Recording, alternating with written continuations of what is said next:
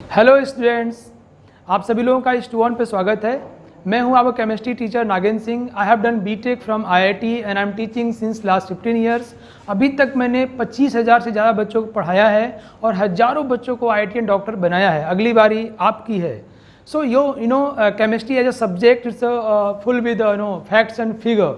तो कई बार लोग इसको रटते हैं और ये इनके लिए मुश्किल सब्जेक्ट बन जाता है, बट यहाँ पे आप कॉन्सेप्ट्स को समझेंगे, रियलाइज़ करेंगे और ये सब्जेक्ट आपके लिए बहुत ज़्यादा स्कोरिंग और रैंक प्रोड्यूसिंग होने वाला है। तो चलिए देखते हैं आज के लेक्चर में कैसे ये चीज़ें रियलाइज़ करते हैं हम। ओके, आज ये स्ट्रक्चर ऑफ एटम का आखिरी लेक्चर है, तो little bit I will discuss some problems. Electronic configuration, कुछ और खूबसूरत चीज़ें डिस्कस करूँगा। I think I just try to make it play for you, game for you, fun for you guys. ये आपके लिए एक enjoyment fun टाइप की चीज़ बन जाए rather than mashing your mind. Okay? तो आज की क्लास आप बहुत ही कूल माइंड से सीखना है, क्योंकि ये आपको आगे पीरियोडिक प्रॉपर्टीज़, केमिकल बॉन्डिंग या ग्रुप एनालिसिस हर जगह काम आता है। ओके बच्चों, सो पिछले लेक्चर हमने पढ़ा था feeling of atoms in filling of orbitals in atom. मैंने आपको पिक्चर से दिखाया था बच्चों कि ऑर्बिटल जो न्यूक्लियस के सराउंडिंग चक्कर मारता है उस जगह को नहीं बोलते। ऑर्बिटल उस स्पेस को बोलते हैं जहाँ पे इलेक्ट्रॉन ज़्यादा टाइम स्पेंड करता है। मैंने आपको इसके पहले ये भी पढ़ाया हुआ है। बहुत ही इंटरेस्टिंग चीज़ें हैं, इतनी इंटरेस्टिंग जैसे जैसे आप बड़े होगे आपको और साइंस आपके अंदर ग्रो करेगा, आप सीखोगे तो आप इसको फिर से पढ़ना चाहोगे, फिर से सुनना चाहोगे कि जो पढ़ा था उसका सही मतलब ये था क्या। और इसे बहुत सारी किताबें लिखी गई हैं। तो बच्चों, मैं आपको ये बताना चाह रहा हूँ कि कोई फिर भी अगर बात करता है कि इलेक्ट्रॉन का पाथ कैसा है, इलेक्ट्रॉन की वेलोसिटी क्या होगी, इलेक्ट्रॉन का रेडियस क्या होगा, तो यूँ एक लाइन में समझ लो कि फिर वो क्वांटम मैकेनिक्स को समझ नहीं पाया है। कि क्वांटम मैकेनिक्स यही तो कहता है ना कि भाई हम किसी के पाथ की बात नहीं कर सकते। We could not discuss with certainty about the position, about the velocity of microscopic particle like electron. In case of macroscopic particle, big size particle, heavy mass particle, uncertainty tends to 0. That what we have learned in case of Heisenberg uncertainty principle, don't it? ऐसा पढ़ाया आपने, आपको याद है ना सब चीज़ें? बहुत अच्छे, बहुत ही खूबसूरत। और अगर आप लोगों ने ध्यान सुना होगा और सीखा होगा तो आपको डेफिनेटली पता है, आप पूरे देश के मतलब 0.0000 कितने भी जीरो लगा लो, आगे 1 कर लो, पॉपुलेशन बहुत ज़्यादा है, परसेंट लोगों में हो जाओगे। बहुत कम लोग, इवन वो लोग जो आईआईटीएन हैं, इवन वो लोग जो मतलब पढ़ाते हैं बच्चों को, उनको भी इस बात की समझ नहीं है।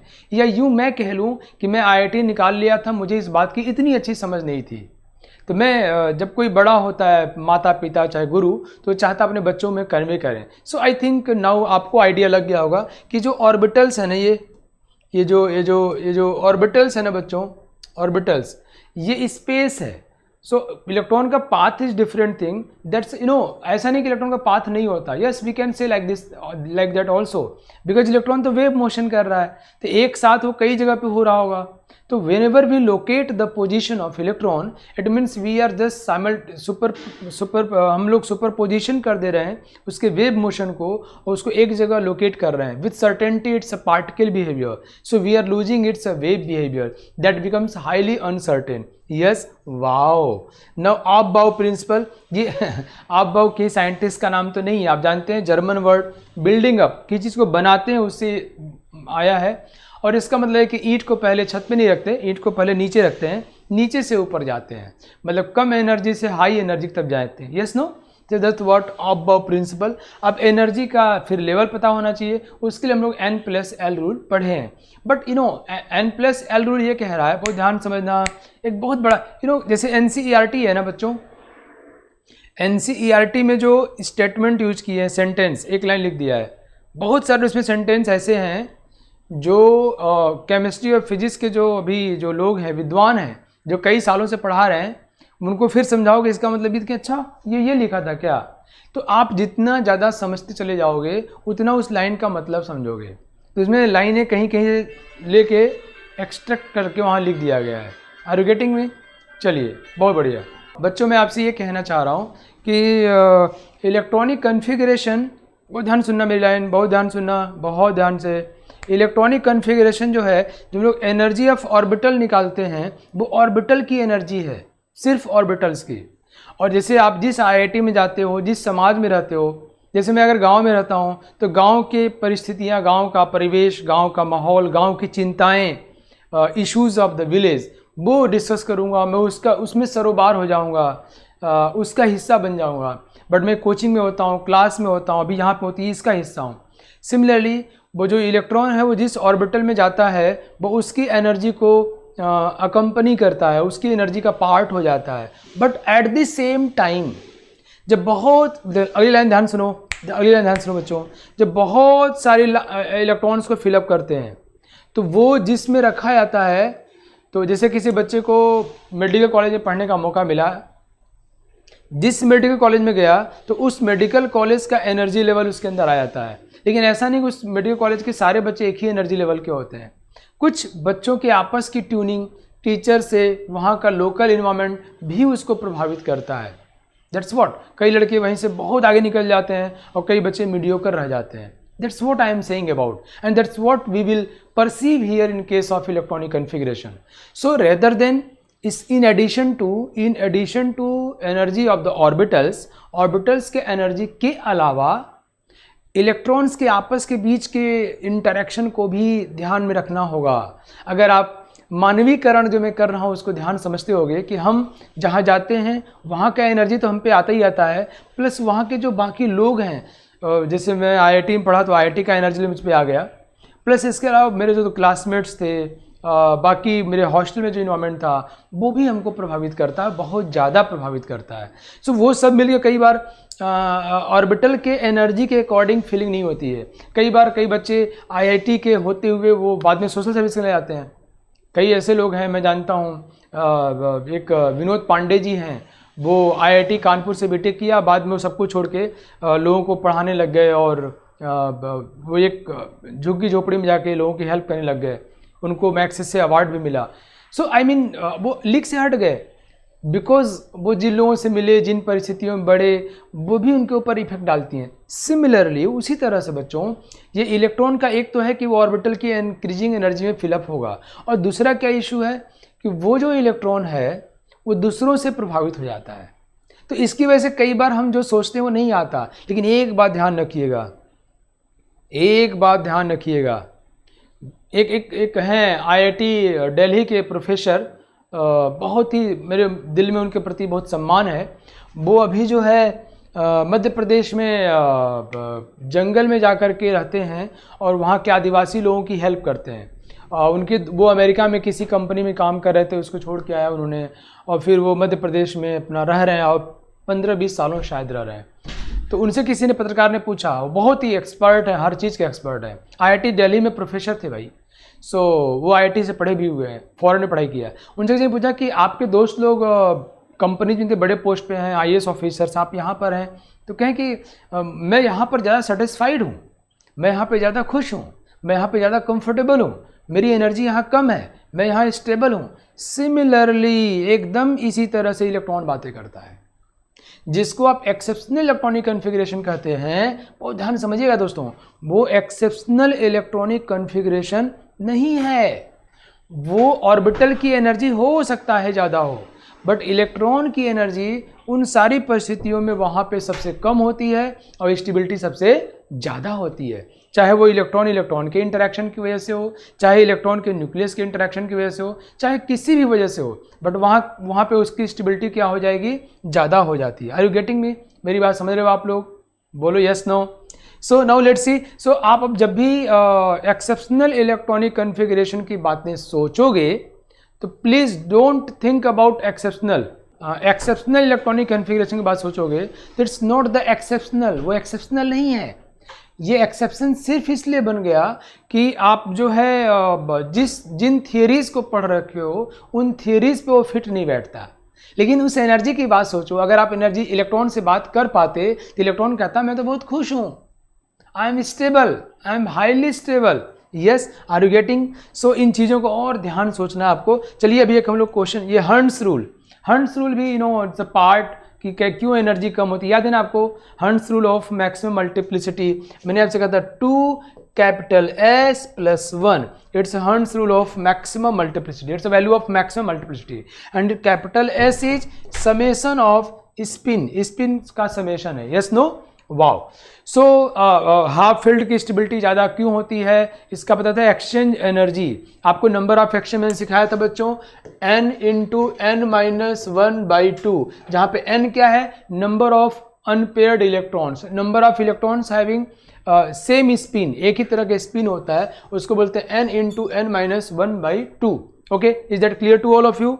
मुझे उम्मीद है। चलिए एक छोटे सवाल से शुरुआत करते हैं, मजा आएगा आपको। ओके, आज मैं आपको गाना सुनाने वाला हूं, आज मैं आपको, ये चैप्टर खत्म होने वाला है, it should be highly energetic. Come on, let's try the problem.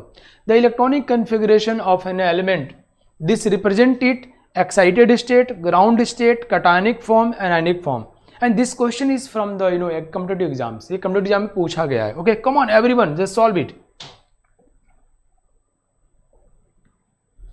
Now you can see, ये देखो ये थोड़ा डिफरेंट है, 3d54s1, okay, 3d54s1, so it's ground state for chromium, किसी ने लिखा भी है, बहुत अच्छे। ये हमको ऐसा लगता था बच्चों कि 4s, हमको लगता है 3d की एनर्जी कम है, सॉरी 4s की एनर्जी कम है, तो हम सोचे 3d4 एंड 4s2, ये हमको लगता था, बट हमको ये लगता था, इट मीन्स जस्ट ये है कि just we are considering energy of the orbitals, ये एनर्जी है, so we are considering energy of the orbitals, we are saying कि 4s डाउन साइड में है एंड 3d अप साइड में है। कुछ बातें मैं आपसे और भी करने वाला हूँ मज़ेदार। हम कहते हैं कि 4s यहाँ पे है और 3d यहाँ पे है, सो 3d की एनर्जी ज़्यादा तो 4s से पहले फील होगा। जब हम 4s2 और 3d4 करते हैं, जब हम ऐसा करते हैं तो हम इलेक्ट्रॉन के बीच के इंटरेक्शन को नहीं समझ पाते हैं। जानते हैं जब आप बड़े होंगे, थोड़ा सा हायर लेवल पढ़ाई करेंगे, तो ये कैलकुलेशन करना होता है, कितनी एनर्जी, ये कितना जंप मारा, पेयरिंग से क्या हुआ, कितना फ़ायदा, कितना नुकसान, ये सब कैलकुलेट किया जाता है। तो फिर एक्सेप्शनल कैसे हुआ भाई, एक्सेप्शन कहाँ हुआ? हाँ, आपको अभी थोड़ा समझने में दिक्कत आ रही है, तो एक्सेप्शन बोल करके ये जो केमिस्ट्री के मास्टर लोग हैं, ये एक्सेप्शन बोल करके अपना काम चला लेते हैं कि बच्चों को ज़्यादा समझाना न पड़े, लेकिन एक्सेप्शन नहीं है। जब इसको कैलकुलेट करेंगे तो ये आप बाउ प्रिंसिपल को सेटिस्फाई कर रहा है, वो इलेक्ट्रॉन वैसे ही गया ताकि इस पूरे सिस्टम की एनर्जी कम हो गई और स्टेबिलिटी ज़्यादा हो गई। तो बच्चों ये, अच्छा एक बात और आपको पता है कि ज़रूर 4s की एनर्जी कम है, लेकिन 4s जो है वो न्यूक्लियस से दूर होता है इन कंपेरिजन टू 3d, तो 4s is the outer in comparison to 3d, yes no. Now अगर हम एनर्जी देंगे तो एनर्जी सबसे पहले किसको मिलेगी, 4s को, मतलब मैं बोलना आपको ये चाह रहा हूँ बच्चों, अगर मैं इसको बाहर निकालता हूँ, जैसे 4s, मान लो यहाँ इलेक्ट्रॉन है जो भी है, अगर मैं एनर्जी दूंगा तो इसको मिलेगा और ये इलेक्ट्रॉन बाहर निकलना चाहेगा, आउट होगा, है ना। आयोनाइज करेंगे तो 4s वाला जो आउटर साइड में वो बाहर निकलेगा, न कि 3d वाला। तो by the way energy according है, ये डिस्टेंस अकॉर्डिंग नहीं है। न्यूक्लियस करीब में 3d है, 4s दूर है, सो ये इलेक्ट्रॉन एक यहाँ पर और बाकी 1 2 3 4 5 हाफ फील्ड कह करके हम उसके स्टेबिलिटी को सिग्निफाई कर रहे हैं, हम उस कैलकुलेशन से बच जा रहे हैं। अगर हम कैलकुलेट करते तो हम एक्सेप्शन कहीं पढ़ते ही नहीं, ठीक है। एक्सेप्शन ऐसे ही है ना, आप कोई गांव से आया और उसे गांव में सब लोग कह रहे हैं गधा है, ये कुछ नहीं करेगा, बेकार है, आवारा है, ये पैदा हुआ तो ढेचो ढेचो कर रहा था, और वो छोरा या छोरी जो है पूरे इंडिया में टॉप कर गया या टॉप 100 में आ गया, हंगामा मचा दिया, पूरे गांव में कोई ऐसा नहीं किया था। तो वही लोग कहते हैं पता नहीं कैसे हो गया, एक्सेप्शनल है। या थोड़े और बदतमीज़ होते हैं, कहते हैं मुझे मालूम था ये कुछ करेगा, ये पैदा हुआ ना तो ये कन्फिग्रेशन बोल रहा था, ऐसे अंडबंड बातें करना शुरू कर जाते हैं। तो बच्चों it's a ground state, it's a stable state, it's for chromium, it's answer is B. ये सवाल कॉम्पिटिटिव एग्जाम में पूछा गया है। Now let's see the another electronic configuration. हमने बहुत सारी बातें आपसे कर ली है। इलेक्ट्रॉनिक कन्फिग्रेशन का एक वीडियो देखिए आप, थोड़ा मज़ा आए, और वीडियो में वैसे ही फिलअप किया गया है। मैंने आपको इसके पहले बताया था, थोड़ा सा मैं यहाँ खींच लेता हूँ, लिटिल बिट, थोड़ा मैं पिक बना लेता हूँ। लेट्स सी बच्चों,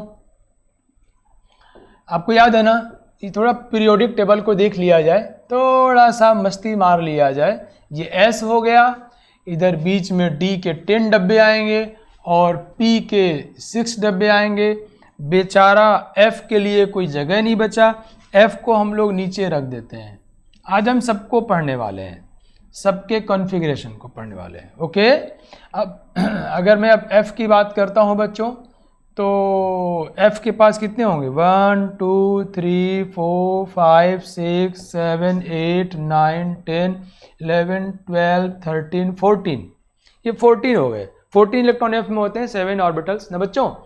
सो नाउ सी, इसमें कितने होंगे? ये S1 and this one is S2। ये D के 10 हो जाएंगे। इट्स अ 1 2, अरे यार क्यों नहीं चल रहे भाई, चलो 2 3 4 5 6 7 8 9 एंड 10, और P के 6 हो जाएंगे 1 2 3 4 5 एंड 6। अच्छा, ऐसा नहीं है कि ये पीरियोडिक टेबल जो है ये कोई आकाशवाणी हुई थी कि हे कंस, हे वैज्ञानिकों, ऐसा कुछ नहीं हुआ था। हम लोगों ने बनाया अपनी सुविधा के लिए, अपने कंफर्ट के लिए। और ये अब इसमें भी एक्सेप्शन आता है। एक्सेप्शन आता है मतलब वो एलिमेंट उसके अकॉर्डिंग पैदा नहीं हुए, हम लोग उसमें एक धागा जोड़ रहे हैं कि अच्छा इन सब में ये बिहेवियर कॉमन है, इनमें एटॉमिक नंबर कॉमन है, इनमें ये चीज़ कॉमन है। सो उससे हम उसके केमिकल और फिजिकल प्रॉपर्टीज़ को निकालने की कोशिश करते हैं। अब पहले जो है ना, केमिकल प्रॉपर्टीज़ दिखती नहीं थी, फिजिकल दिखती थी, उसका मास, उसका मेल्टिंग पॉइंट, बॉइलिंग पॉइंट। तो सबसे पहले जो पीरियोडिक टेबल लोगों ने डिजाइन करने की कोशिश की। पीरियोडिक टेबल क्या है? पीरियोडिक टेबल एक शॉर्ट ऑफ अरेंजमेंट है, एक पिक्चराइजेशन है कि हम सारे एलिमेंट्स को ऐसे रखें। आप अपना नया टेबल बना सकते हो, लेकिन इसके लिए आपको सोचना पड़ेगा, पढ़ना पड़ेगा, रिसर्च करना पड़ेगा, टाइम देना पड़ेगा, और हो सकता है वो पीरियोडिक टेबल ज़्यादा मान्य हो। अगर वो सारी चीज़ों को ज़्यादा अच्छे से समझा पाएगा, पिरो पाएगा, उनके बीच में रिलेशनशिप को समझा पाएगा। Yes no? तो अगर इस अंदाज में देखते हो आप कि पीरियोडिक टेबल क्या है, एक पिक्चराइजेशन है एलिमेंट्स का। पहले था फिजिकल प्रॉपर्टीज़ के ऊपर, आज है वो केमिकल प्रॉपर्टीज़ के ऊपर। और हम अगर उसके फंडामेंटल को वैज्ञानिक यही तो कोशिश कर रहे हैं कि एलिमेंट्स के फंडामेंटल को समझा जाए, और अभी तक लोग खोजबीन कर ही रहे हैं। यस नाउ बच्चों, सो बाय द वे यहाँ पे S1 S2, और हम लोग जानते हैं यहाँ इलेक्ट्रॉन रखेंगे तो ये P1 P2 P3 से लेके P6 तक आ जाएगा। और ये D कहानी है बच्चों, इस वाले में D1 होगा और यहाँ पे आ जाएगा D10। और ये देखो, ये D का 1, ये 3D सीरीज है, D का 2 4D सीरीज है, और D का 3 5D सीरीज है ना बच्चों। अब देखो, अगर मैं थोड़ी सी और बातें आपसे कर लूँ, सीखते जाओ, मस्ती मारते जाओ। ये क्या है? ये 3D है। ये क्या है? ये 4D है। ये क्या है? ये 5D है। अरे यार 4D, ये जो है 4D है, ये 3D है। ओके, और ये क्या है बच्चों? ये 5D है। 5D में जैसे एक इलेक्ट्रॉन रखते हैं हम लोग, फिर ये F में इलेक्ट्रॉन आने लग जाता है। सभी लोग ध्यान सुनेंगे बच्चों, या 5D 1 के बाद F में इलेक्ट्रॉन लगता है। कौन से है? 4F। लेकिन वो यहाँ पर दिख नहीं रहा है, तो इसके बाद हम इसको यहाँ ले आते हैं। ये ध्यान रखिएगा आप। ओके, यहाँ लैंथेनम के बाद यहाँ शुरू हो जाता है, right? I will show you. और ये हमारा ये है 4F से शुरू हुआ 1 से, और नीचे कौन सा बच्चों? 5F। ओके, इसको हम लोग लैंथेनाइड एक्टिनाइड, ये लैंथेनम के बाद शुरू हुआ है। यहाँ पे लैंथेनम है, यहाँ पे एक्टिनम है, एक्टिनम के बाद शुरू हुआ है, और ये पूरा हमारा एलिमेंट्स हो गया। ओके बच्चों, समझ में आया आपको? यहाँ हमारा हाइड्रोजन होता है, यहाँ कुछ नहीं। यहाँ कुछ नहीं क्यों? क्योंकि हीलियम को यहाँ रखने से उसको लगता है बहुत रिएक्टिव होगा, है ना। इसके वाले बहुत रिएक्टिव होते हैं, बट हीलियमों से पूछा गया तुम रिएक्शन करेगा, तो वो मुंह लटका के बैठा हुआ है, कभी भैया हमसे नहीं होगा, क्या उसको उठा के यहाँ पटक दो। हीलियम को यहाँ पटक दिया गया। तो आप समझ सकते हैं कि ये जो अरेंजमेंट बनाया गया, ये अरेंजमेंट अभी तक जितने लोगों ने सोचा उनमें सबसे खूबसूरत अरेंजमेंट है, सबसे खूबसूरत पिक्चराइजेशन है। बट आप भी इसके डायरेक्टर बन सकते हैं, आप भी एक अलग सोच सकते हैं, और आपको सोचना चाहिए। मैं बताऊं आपको, आप जो है सही निष्कर्ष निकाल पाएँ या ना निकाल पाएँ, अगर आप कोशिश करते हैं ना, तो आप में वो चीज़ें डेवलप होती रहती हैं, आप कर जाते हैं। नहीं भी करें तो आप कोई और अच्छा काम कर जाएंगे, आप में कैपेसिटी बिल्डअप होती रहती है। बाय द वे जरूर कोशिश करिएगा कि हाइड्रोजन यहाँ, हीलियम यहाँ आया नहीं क्योंकि उसे गुण नहीं मिले, हीलियम यहाँ आ गया, बाकी हम सभी जानते हैं बच्चों। तो हम लोग जब यहाँ पर पहुँचते हैं, यहाँ पे कौन है? जिंक है। जिंक का इलेक्ट्रॉनिक कन्फिगरेशन कितना बच्चों 30, सॉरी एटॉमिक नंबर 30 है, और ये 3D, D1, D2, D3 और D4 न होके यहाँ D5 हो जाता है, जो क्रोमियम है बच्चों। यहाँ भी D5 होगा, यहाँ भी D5 होगा, बट यहाँ D5 के साथ क्या है 4s1, 3D5 4s1, और यहाँ 3D5 4s2, फिर D6, D7, D8, और यहाँ जहाँ D9 होना होता है बच्चों कॉपर केस में, हमने पढ़ा हुआ है, आपको याद करा रहा हूँ मैं, तो D9 ना होके D10 हो जाएगा, 3D10 और 4s1। अब कोई पूछे ऐसा क्यों हो रहा है तो क्या बोलोगे आप, क्योंकि वैसा होने से उसकी स्टेबिलिटी ज़्यादा हो जाती है ना, वो ज़्यादा स्टेबल हो जाता है, उस पूरे सिस्टम की एनर्जी घट जाती है ना। तो हम लोग याद करते हैं कि ये फुल फील्ड है तो नंबर ऑफ एक्सचेंज ज़्यादा होंगे, सिमेट्री ज़्यादा होगी, इलेक्ट्रॉनिक रिपल्सन्स कम होंगे, न्यूक्लियस से अट्रैक्शन ज़्यादा होगा, इसलिए उसकी स्टेबिलिटी, ये सारे पॉइंट्स आपको पता होने चाहिए जो मैंने बोल दिया। क्या क्या बोला मैंने, अगर फुल फील्ड होगा तो सिमेट्रिकल होगा, दुनिया में सिमेट्री की स्टेबिलिटी ज़्यादा होती है, नंबर ऑफ एक्सचेंज ज़्यादा होंगे तो एनर्जी कम हो जाएगी, एक्सचेंज होने से ना एनर्जी निकलती है, तो अगर आप में से कुछ एनर्जी निकली तो आपकी एनर्जी कम हो जाएगी, उस एनर्जी को बोलते हैं हम लोग एक्सचेंज एनर्जी। क्या बोलते हैं, एक्सचेंज एनर्जी, एनर्जी निकलती है तो इसकी स्टेबिलिटी, तो जितना ज़्यादा एक्सचेंज होगा, मेटक वाली कहानी आपको याद है, जब सेम लेवल पे होंगे तो एक्सचेंज ज़्यादा होगा, जितना ज़्यादा एक्सचेंज होगा उतनी एनर्जी कम हो जाएगी, उसकी स्टेबिलिटी ज़्यादा हो जाएगी। बोले यस नो, वाओ, मुझे उम्मीद है आपको मज़ा आ रहा होगा। तो कोई कहे कि ये एक्सेप्शन है, तो कह नहीं, ये थोड़ा ज़्यादा डिटेल्ड में है, उसकी बातें, उस इलेक्ट्रॉन की अंदर की बातें, उसकी कहानी, उसकी आत्मकथा हम नहीं सुन पा रहे हैं, हम नहीं समझ पा रहे हैं, तो हम लोग उसको लिपापोती करके उसका एक्सेप्शन बोल दे रहे हैं, निकल जा रहे हैं।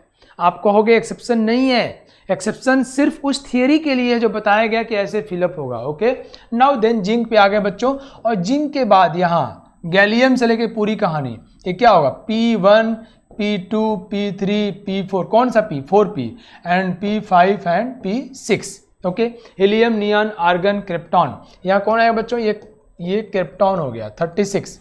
ओके, तो कई बार ये 30 था, 36 हो गया। तो कई बार बच्चों क्या होता है कि मान लो मुझे इसका लिखना है, हाइड्रोजन, लिथियम, सोडियम, पोटेशियम, मान लो मुझे यहाँ बच्चों पोटेशियम का लिखना है, पोटेशियम तो हो गया ना, पोटेशियम, रुबिडियम, ठीक है, मुझे इसका लिखना है। ओके, तो अब मैं इसका 36 बाद कौन है, 37 है। ओके, 37, मुझे 37 वाले का लिखना है, तो क्या मैं फिर से पूरी कहानी लिखूंगा, बिल्कुल नहीं।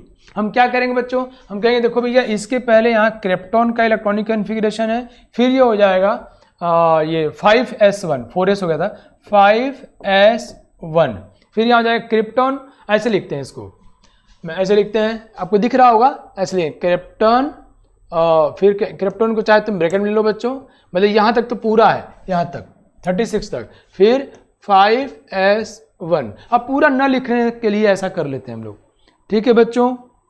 ओके, सो मुझे उम्मीद है आपको यहाँ तक बात समझ में आ गई। आपको जो मोटी मोटी बातें थी मैंने बताई, मैं फिर से पॉइंट आउट करता हूँ कि 5d1 के बाद F में इलेक्ट्रॉन आना शुरू हो जाता है, और कैसे फिलअप होता है मैं आपको बताऊंगा। कोई कहते हैं कि F वाले का इलेक्ट्रॉनिक कन्फिग्रेशन क्या होता है, तो लोग ऐसे समझाते हैं, कहते हैं F वाले का इलेक्ट्रॉन का क्या होगा, कहते देखो ये जो n-1d है ना, मतलब ये सॉरी मैं ऐसा करता हूँ, जो ये nd है ना, nd, ये 5 है, ये 4 है, तो इसमें या तो 0 इलेक्ट्रॉन होगा या फिर इसमें 1 इलेक्ट्रॉन होगा, 0 या 1, और ज़्यादातर केस में 0 होता है, मैं आपको बताने वाला हूँ, रेडी हो जाओ। और 1 कब होगा, जब 1 होने से वो हाफ फिल्ड हो जाए या फुल फिल्ड हो जाए, अदरवाइज जो 0 होता है। और ये n-1 एक कम F वाले में 1 से लेके हम 14 तक इलेक्ट्रॉन भरते रहते हैं, 1 2 3 4 5 6, ये भरता रहता है। ओके, और ये लेंथेनम के बाद शुरू हुआ, इट्स लेंथेनाइड, ये एक्टिनम के बाद शुरू हुआ इसलिए एक्टिनाइड। ओके, बात मेरी समझ में आई आप लोगों को। ओके, मुझे उम्मीद है कॉन्फिडेंस आ रहा होगा आपको। ये एक्सेप्शन कॉन्फ़िगरेशन नहीं है, उस थियरी के अकॉर्डिंग वो एक्सेप्शन है, वो जो है उस अवस्था में उसकी, इसलिए कहते हैं अपने हार को भी स्वीकार करो, अपने नुकसान को स्वीकार करो। आप जैसे हो वो आपका सबसे सुंदर रूप है। हमें कहीं दर्द होता है ना, जैसे मैंने कल कुछ ज़्यादा एक्सरसाइज कर लिया था, तो थोड़े टेस्ट बर्ड्स वगैरह थोड़े डाइल्यूट हो गए थे, थोड़ा अजीब लग रहा था। तो वो एक सिम्टम है कि नागेंद्र आज थोड़ा कम एक्सरसाइज करो, आपकी बॉडी कह रही है आपसे, बट वो आपको स्टेबल करना चाहती है, आपको अच्छा लगे या बुरा लगे। कहीं दर्द होता है तो बताना चाहते हैं कि देखो यहाँ दर्द है, इसका इलाज करो, जल्दी ठीक करो। यस, सो बच्चों जो भी जिस भी अवस्था में है वो उसके लिए उसका मिनिमम एनर्जी और मैक्सिमम स्टेबिलिटी को कंसर्न करता है। Is that clear? Wow, now अब थोड़ा एक वीडियो देखते हैं, शानदार सा वाला वीडियो ना बच्चों। रेडी हो आप लोग? बहुत अच्छे, कम ऑन। मुझे लगता है कि आज की क्लास के बाद आप थोड़ा कॉन्फिडेंस लेवल आप लोगों का बढ़ जाएगा। आज स्ट्रक्चर ऑफ एटम का आखिरी क्लास है, मैंने बहुत मन से पढ़ा है इस चैप्टर को। Let's see. ओह मैं पीछे आ गया। देखो ये देखो, वो हो कितना खूबसूरत है यार। ये देखो, ये 2s चक्कर मार रहा है, 3s में देखो कैसे हो रहा है ये सब। ये ऑर्बिटल है बच्चों। देखो ये देखो, ये न्यूक्लियस, एक ये इलेक्ट्रॉन, हाइड्रोजन एटम के लिए अगर बात करते हैं तो एक इलेक्ट्रॉन है सिर्फ उसका। वाह, 1s ऑर्बिटल, कितना खूबसूरत है, अमेजिंग। 1s 2s 1s देखो, हर जगह वो इक्वल टाइम स्पेंड नहीं करता बच्चों, तो उसके अकॉर्डिंग उसको हम लोकेट करते हैं। But orbitals are like this. ओहो, सिलिकॉन की बात कर लेते हैं जहाँ 14 इलेक्ट्रॉन है। Electronic configuration 1s2 2s2 2p6 14 है, तो 3s2 कितना हो गया ये यहाँ तक ना 10, ये 6 4 10, दोबारा 2 और चाहिए। देखो ये देखो, आई थिंक आपके अंदर इंटरेस्ट जनरेट हो रहा होगा। ठीक है, आपको समझ में आई बात बच्चों? तो ये एक्चुअली क्या है ना कि एक तरह से ये वीडियो आपके अंदर क्लियर कट पिक्चर देगा। अब ये हम चीज़ों को आसान करने की कोशिश कर रहे हैं ताकि आपके अंदर आइडिया बिल्डअप हो सके। ये जो जहाँ घूमता है इलेक्ट्रॉन ना, उसी में जहाँ जहाँ टाइम स्पेंड करा उसी को हम लोग लोकेट करते हैं। चलिए इसको देखने से थोड़ा कॉन्फिडेंस बढ़ता है। Now come to this one which we have discussed. थोड़ा ध्यान दीजिएगा, ये मैंने सिर्फ NCERT से उठा लिया है इसको। हाइड्रोजन, हीलियम पता है हमको, we already know this. Now हम लोग कहाँ तक आ गए बच्चों? जिंक तक आ गए, 30 यहाँ तक हम लोग पहुँच चुके हैं। जिस पे फोकस करते हैं लोग, देखो इसको स्टार कर दिया। ये कौन है? ये है कॉपर का, and this one is of chromium, दोनों को स्टार कर दिया। कहता है थोड़ा अलग है। आप समझ गए ना क्या अलग है? मैं इसको ऐसा करता हूँ, येलो से करता हूँ ताकि दिखाई पड़े आपको। ठीक है, तो ये copper, this one copper and sorry chromium, and this one is copper. दोनों देखो, ये D1, ये S1 हो गया है। ओके बच्चों, नाउ हम फिर आते हैं गैलियम के ऊपर। तो ये देखो गैलियम वाले केस में, कम on everyone let's see it. Gallium वाले बाकी सब नहीं छेड़ा है। ये D10 S2 P1 P2 P3 P4 P5 P6, ये P6 तक आ गया। समझ रहे हैं ना हम कहाँ भर रहे हैं इलेक्ट्रॉन को? वहाँ भर रहे हैं। उसके बाद अब P6 के बाद 5s1, देखो ये 5s1 एंड 5s2। मुझे उम्मीद है यहाँ तक आपको बहुत ही आसान लगा होगा। ये स्ट्रोंशियम है ना बच्चों? ये S2 वाला इट्स 38, रुबिडियम है 37। यस, तो हम लोग यहाँ तक आ गए बच्चों, स्ट्रोंशियम तक आ गए। इट्स स्ट्रोंशियम, ओके, जो कि सेकेंड ग्रुप का है और 38 है। कैसे हम सेकेंड ग्रुप का है? Because it's NS2 means here it is specifically 5s2। Okay, now अब इसके बाद आते हैं बच्चों, अब इलेक्ट्रॉन कहाँ जाएगा? D में जाएगा। कौन से D में? 4D में। यू कैन सी, देखो ये 4D में इलेक्ट्रॉन भरा जा रहा है। तो 4D1 4D2, बहुत ध्यान सुनो, अरे यार सब लोग गौर से सुनो। इसके बाद D में गया तो क्या हुआ? 4D1 5s2।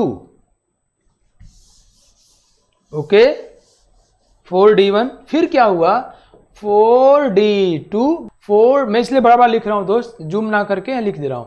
4D2 किसकी बात कर रहे हैं हम लोग? 5s2 के बाद 4D में आ गए, D ब्लॉक में आ गए। 3D 4D है ना, याद है आपको? पोर्टेबल दिखा था अभी। अब ये क्या होगा?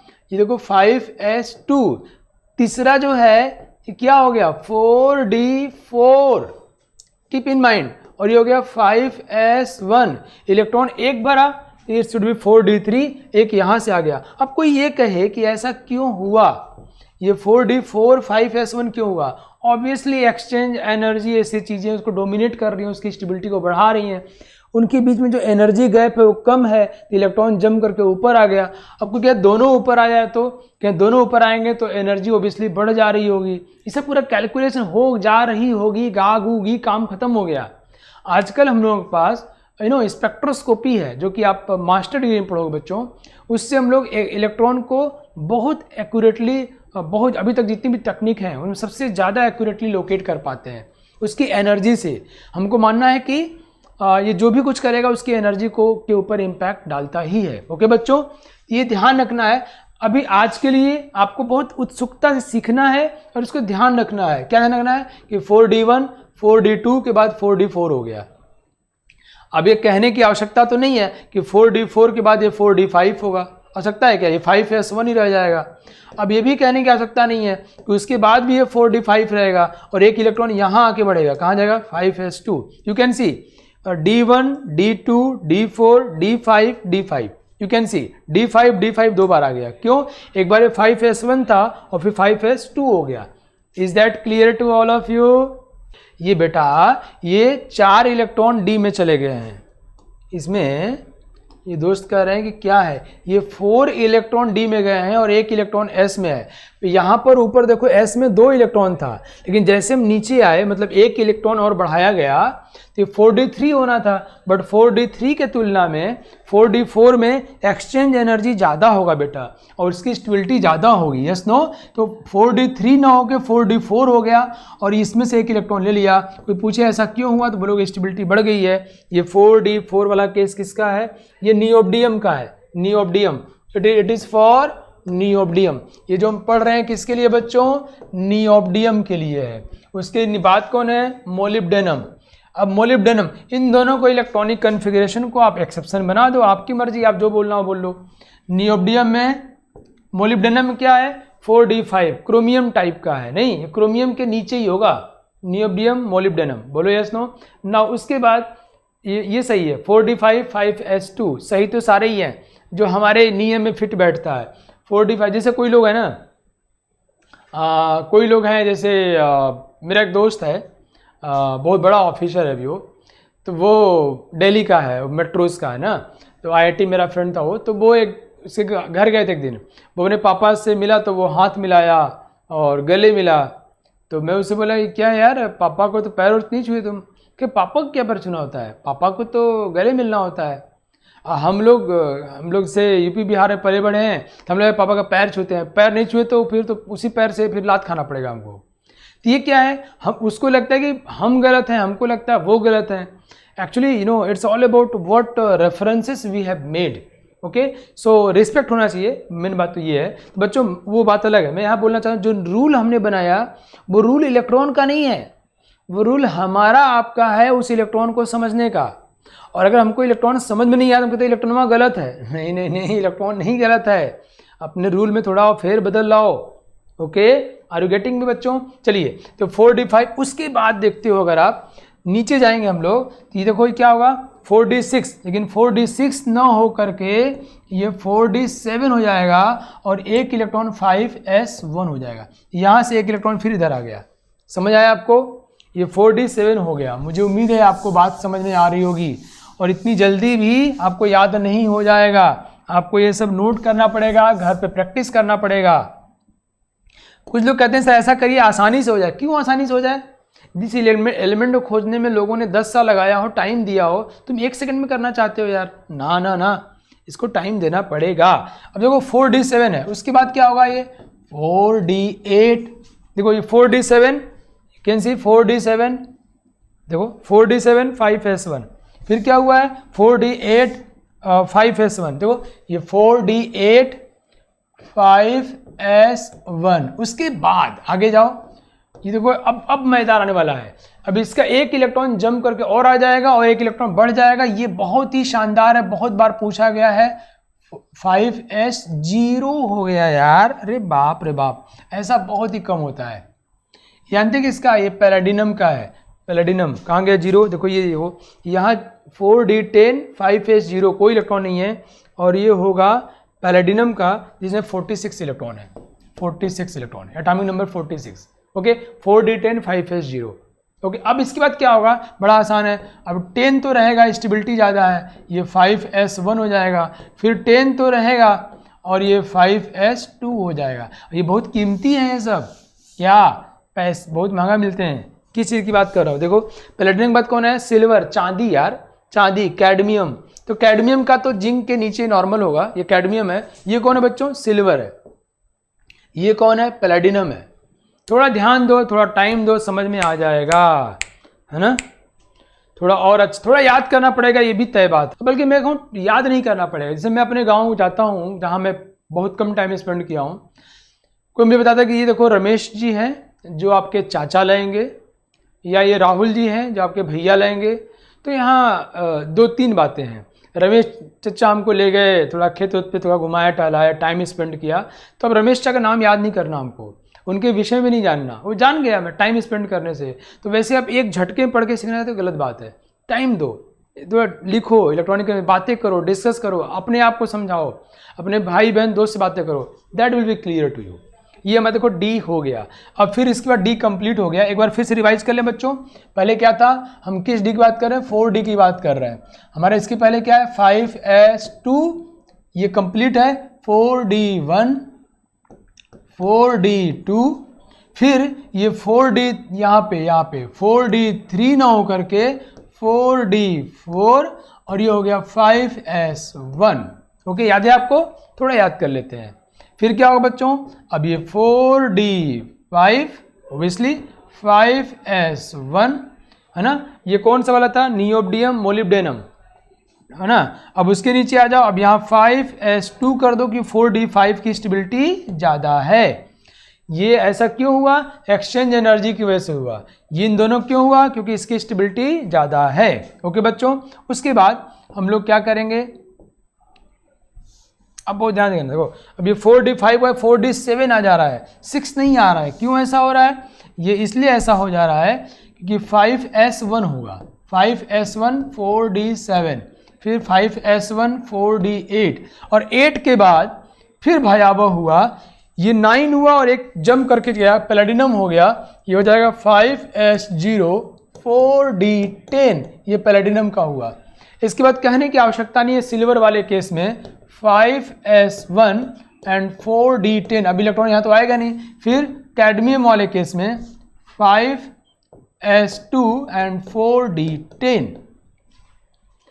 समझ में आ गया बच्चों, ये डी कहानी खत्म हो गई। चलो भाइयों और बहनों, अब हम लोग कहाँ आ गए, डी खत्म, फिर पी में आ जाएंगे। फिर 5p1 से लेके 5p6 तक इलेक्ट्रॉन भर दोगे, और उसके बाद फिर 6s1 में आओगे, 6s2 में आओगे। समझ में आ रहा है, इलेक्ट्रॉनिक कन्फिग्रेशन लोगों के लिए पहाड़ बना रहता है। मैं कोशिश कर रहा हूँ, और कह रहा हूँ थोड़ा टाइम दो तो आपके लिए बहुत आसान हो जाएगा। देखो 30 तक लोग बताते हैं, सिर्फ 30 तक तुम बहुत पहले सीख चुके हो। 30 तक मैंने सिखाया ही नहीं, तुमको पहले से पता ही था। मैंने कुछ कुछ बातें की, शायद तुम्हारी सोच को बदलने की कोशिश किया, कुछ अंडरस्टैंडिंग डेवलप किया होगा, साइंटिफिक टेम्परामेंट लेके आए होंगे। दोस्त 3D और 4S के बीच में एनर्जी गैप ज़्यादा होता है। उन्होंने बोला 3D में ऐसा क्यों नहीं होता, तो एक दिन मैंने आपको बताया था कि देखो ये अगर हमारा 4S है और ये 3D है, ये जो एनर्जी गैप है बच्चों, ये जो एनर्जी गैप है डेल्टा, और जो पेयरिंग एनर्जी है, ये डेल्टा की वैल्यू 3D और 4S के लिए ज़्यादा होती है इन कंपैरिजन टू 5s4d। तो 5s4d में डेल्टा कम है, डेल्टा समझते हो ना, ये इलेक्ट्रॉन जंप करके जब यहाँ से यहाँ आता है बच्चों, तो ये जो डिफरेंस है, एनर्जी जो बढ़ती है वो कम बढ़ती है। किस केस में, 4s 3d के तुलना में 5s 4d में कम बढ़ती है। तो वहाँ जो कि पेयरिंग एनर्जी सबके लिए कॉमन होता है, मैंने आपको डिटेल में पढ़ाया हुआ है, आप पीछे जाके इसको देख लीजिएगा। ओके, मुझे उम्मीद है आपको सब समझ में आ गया होगा। हम लोग कहाँ तक पहुँच गए, हम लोग आ गए हैं 4D के बाद 5p तक हो गया, 6s1 और 6s2 तक हम लोग आ गए हैं। ठीक है बच्चों, चलिए देखते हैं। देखो ये कहाँ गया, 6 इसमें है ही नहीं, हम लोग इतना पढ़ लिए। देखो ये D तक पूरा P तक कर लिए हम लोग। ओके, कम ऑन, नेक्स्ट देखते हैं। ओके, 6s1 और 6s2 हम लोग यहाँ तक आ गए। यहाँ तक मतलब हम लोग सीजियम और बेरियम तक आ गए। सीजियम में क्या है ये आपको पता होगा, फ्रेंसियम, सीजियम ना बच्चों। इस केस में क्या हुआ 6s1 आखिरी इलेक्ट्रॉन, और इसके बाद ये मैंने कहाँ से लिया है NCERT से, आप उसको दोबारा फिर से देख सकते हैं। ओके ठीक है, तो आप घर पे फिर से करिएगा, जरूर करिएगा। जैसे मैं बता रहा हूँ, मैं आपको तरीका सिखा रहा हूँ। गुरु काम पढ़ाना नहीं होता, गुरु काम बच्चे में कैपेसिटी बिल्डअप करना होता है कि वो खुद से सोच सके, समझ सके, और जब करे तो कर पाए। राइट, तो ये मैं आपके अंदर कर दिया। Wow, thank you dear. देखो ये सीजियम में 6s1, अब उसके बाद फिर D आ जाएगा। अब कौन सा D आएगा, अब आएगा 5D। याद आ गया आपको 5D1। वाओ 5D1, ये तो हो गया 6s2। अब 6s2 को डिस्टर्ब नहीं करेंगे। अब 5D1 के बाद हम लोग कहाँ भरेंगे, फिर उसके बाद 4f में आ जाएंगे, अगले वाले में 4f है ना। 5D1 हुआ, उसके बाद 4f आया। वो ध्यान समझना, वो ध्यान समझना, वो ध्यान समझना। 5D1 आ जाओ भाई, आ जाओ। देखो लैंथेनम 57, इसमें कहाँ हुआ 5D1 और 6s2। मजेदार बात ये है, उसके बाद देखो D0 हो गया, D हुआ, देखो ये D है। अरे देख देख देख, D1 के बाद फिर क्या हुआ, देखो देखो ये कौन सा है पता है आपको, ये है लैंथेनम। उसके बाद F में आता, कैसे आएगा 6s2 को, ये 6s2 को डिस्टर्ब नहीं करेगा। जानते हो क्यों, क्योंकि अब 5D और 4f के बीच की लड़ाई है। 5D और 4f पास है, ये 6s दूर हो गया। तो नाउ अब अगर मतलब 5D और 4s में एनर्जी गैप कम है तो क्या होगा 5D0, एक इलेक्ट्रॉन बढ़ा, 4f एक बढ़ा और एक यहां से आ गया 4f2।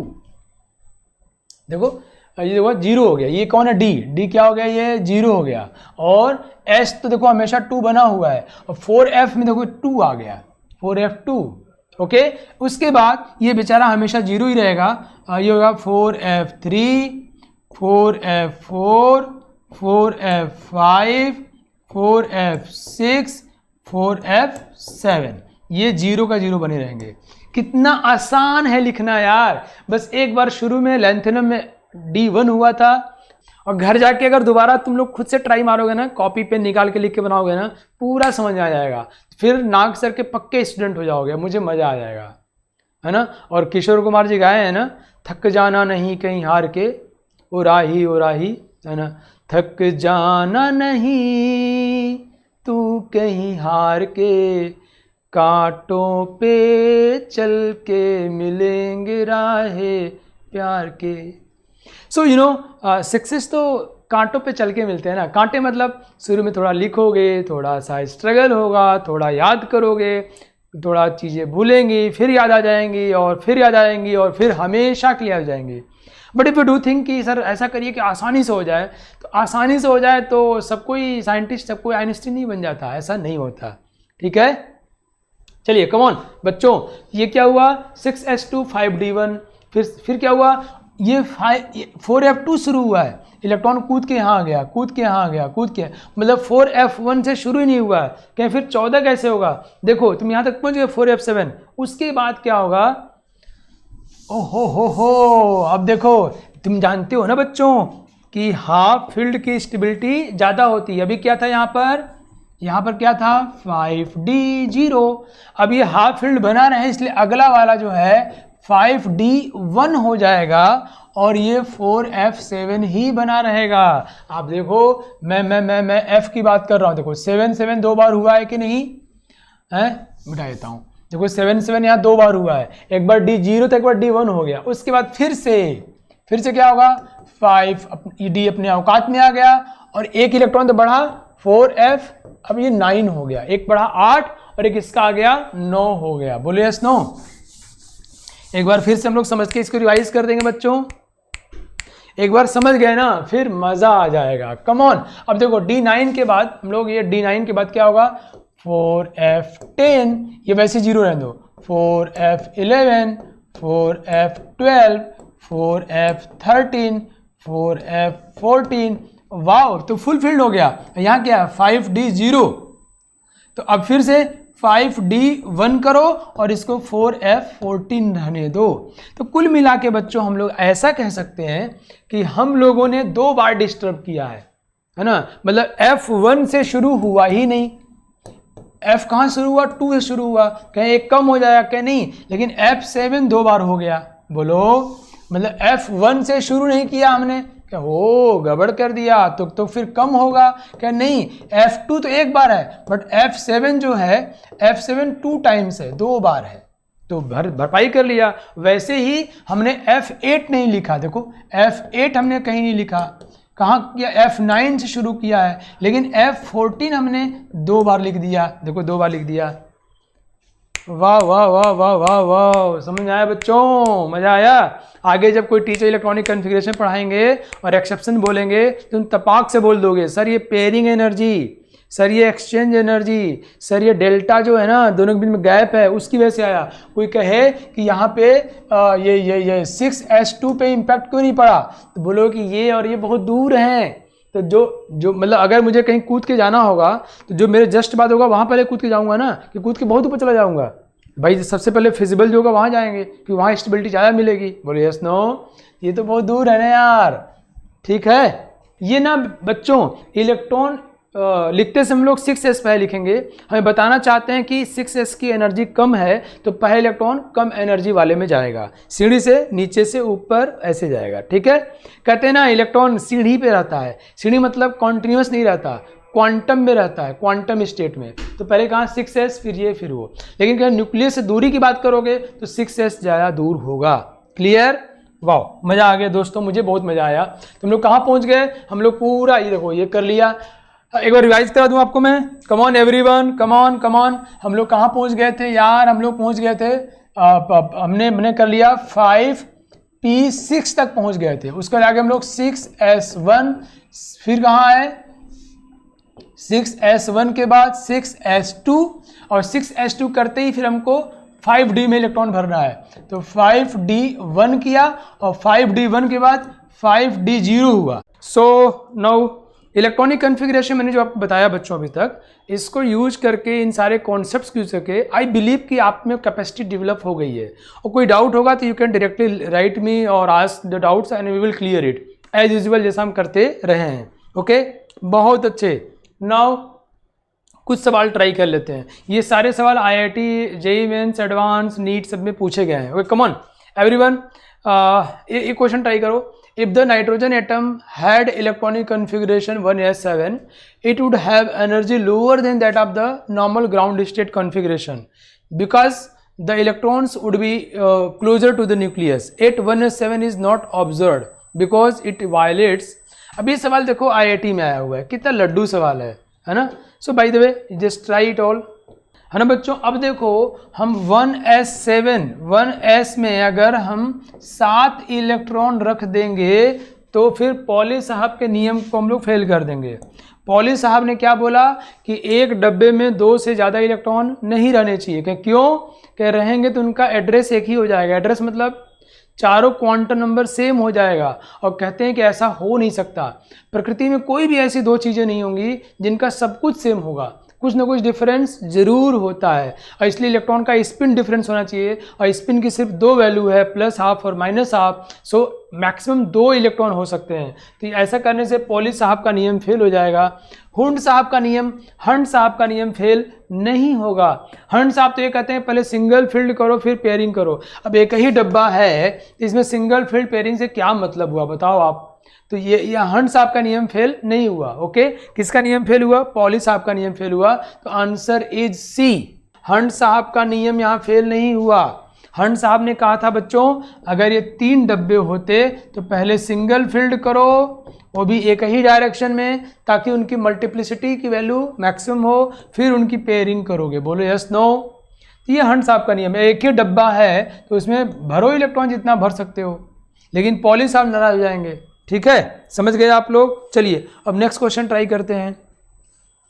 नेक्स्ट क्वेश्चन, ये सारे सवाल एग्जाम में पूछे गए हैं। कॉन्फ़िगरेशन से खूब क्वेश्चन आते हैं। ये कुछ लोग पीरियोडिक टेबल पढ़ाते हैं, कुछ लोग केमिकल बॉन्डिंग पढ़ाते हैं, मैंने यहाँ पढ़ा दिया। Which of the following sets of quantum number represent an impossible arrangement. The arrangement which is not possible. Okay, चलो come on everyone, answer it. Answer is C. C संभव नहीं है क्योंकि m की वैल्यू -3 पॉसिबल नहीं है. m की value l के लिए -l से लेके +l तक ही हो सकता है. ये तो बाउंड्री कूद के बाहर भाग गया हो. हमारे यहाँ से छत पे नहीं क्रिकेट खेलते हैं वो बॉल को, अगर छत के बाहर बॉल गया तो आउट, उस टाइप में है. तो छत के बाहर मार दिया, आउट हो गया भाई. m की वैल्यू -3 पॉसिबल नहीं है. Is that. चलिए नेक्स्ट क्वेश्चन बच्चों. क्वेश्चन खूब करो, इसकी प्रैक्टिस करनी है और कहना है कि सर ये तो बना के आएंगे.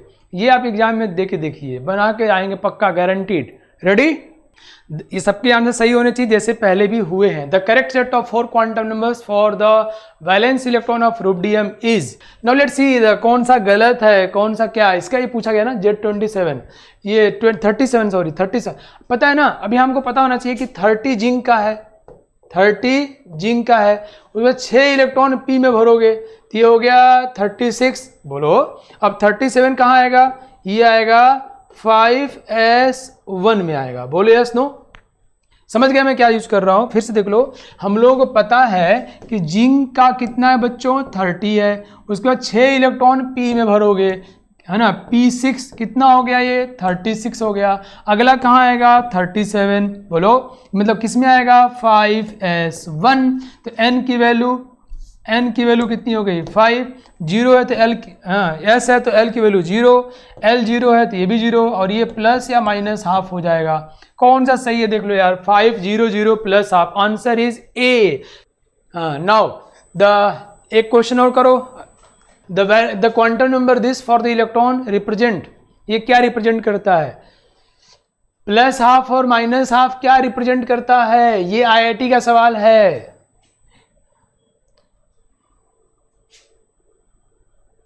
ये अप एंड डाउन को रिप्रेजेंट करता है क्या, ये क्लॉकवाइज एंटी क्लॉकवाइज को रिप्रेजेंट करता है क्या. मैंने आपको समझाया बहुत जोर दे करके कि ये प्लस हाफ माइनस हाफ ये जस्ट 2 वैल्यूज दी गई हैं. ये बताता है 2 quantum mechanical spin states which have no classical analogue. ये नहीं बताता कि प्लस हाफ मतलब क्लॉकवाइज की एंटी क्लॉकवाइज. देखो ये IIT का सवाल है, उसके पहले वाला 2 सवाल मेडिकल का था. ये नहीं बता रहा है कि प्लस हाफ मतलब क्लॉकवाइज है या एंटी क्लॉकवाइज. ये कह रहा है जिस सिर्फ 2 वैल्यूज होती हैं जो कि which have no classical analogue. Okay समझ गए. चलिए तो एक छोटा सा कॉन्सेप्ट देता हूं आपको, मजेदार. रेडी हो जाओ फटाफट.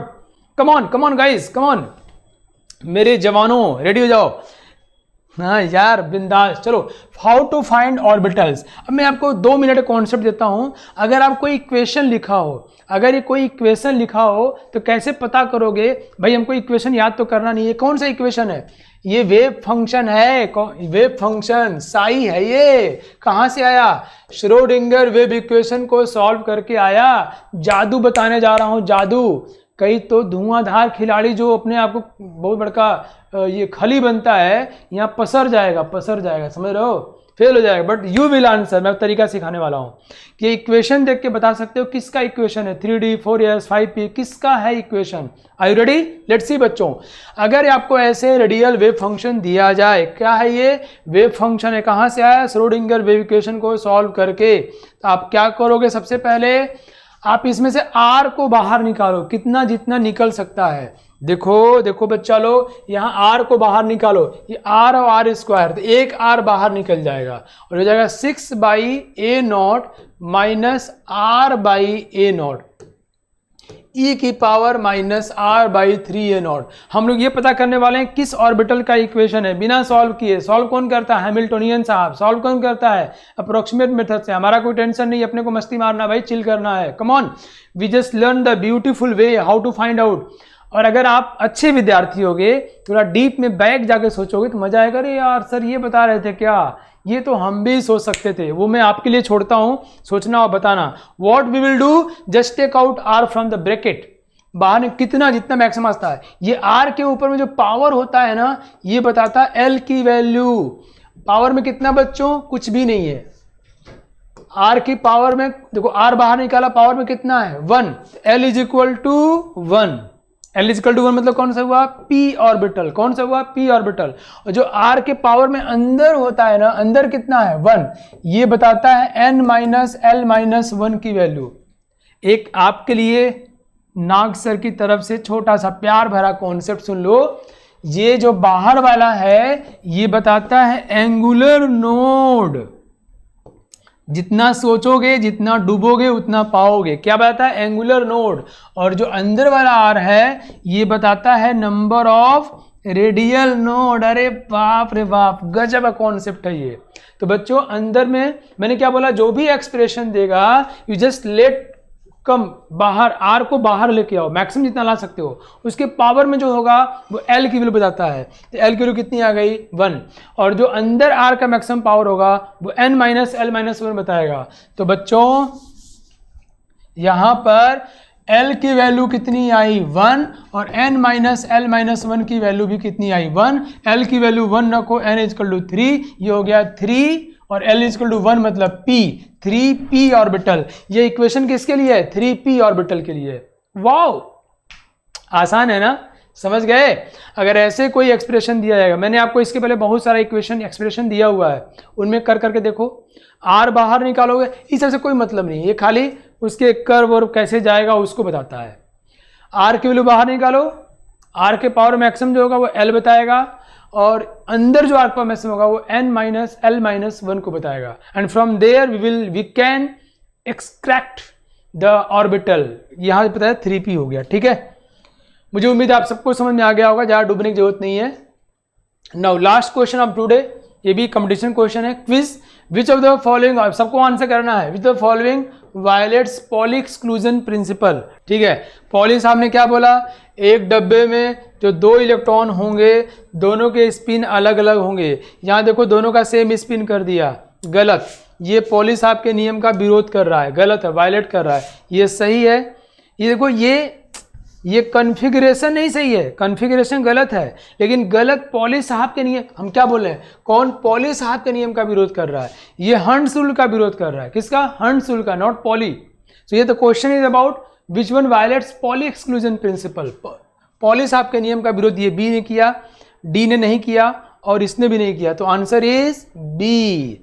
किसी ने ये बोला था ए वाला, ये हंट्स रूल का विरोध कर रहा है। ओके, मुझे उम्मीद है आज की क्लास आपको समझ आई होगी, मज़ा आया होगा। आज स्ट्रक्चर ऑफ एटम का आखिरी क्लास था। ओके बच्चों, सो आई बिलीव कि आप लोग खूब एंजॉय किए होंगे, यस नो।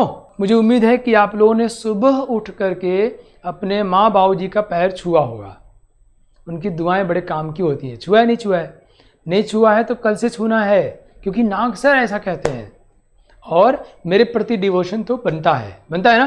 तो माता पिता का पैर सुबह छूना है। ओके, मिलते हैं नेक्स्ट क्लास में, अपना ध्यान रखिए और इलेक्ट्रॉनिक कॉन्फ़िगरेशन में सवाल जरूर बनाइएगा। थैंक यू बच्चों, take care, Jai Hind. On is to on, study is always on. Concepts के बेहतर रियलाइजेशन के लिए इज टू ऑन पर बने रहिए।